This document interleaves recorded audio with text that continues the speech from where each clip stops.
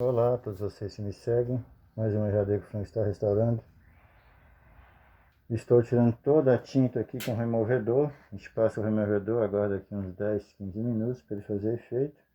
Depois você começa a raspar com a espátula, que eu estou fazendo ali, ó, colocando no papelão, até que sai toda essa tinta. Porque essa tinta aqui foi uma tinta que foi pintada, provavelmente sintético comum, aquela de pintar portão, essas grades, e ela não seca direito, né? Você vê que nem lixando, a gente tá lixando ela, não sai, gruda na lixa, não deixa a lixa trabalhar. Então nesse caso a gente tem que remover toda essa tinta. A gente está usando aqui um removedor, né?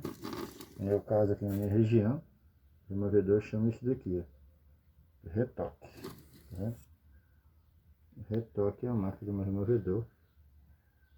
Muito bom, tem que usar máscara, olha aí, ele é tóxico, né? Tem que usar máscara, ele é muito forte.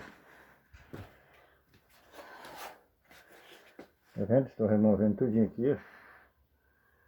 Passei o removedor. Estou aguardando para raspar. Tá vendo? Assim que o Frank faz serviço. É difícil, é complicado, mas tem que ser feito dessa forma. Ligue a gente, ó, 619-8131-4376 Frank. Aguarde sua ligação. Tchau.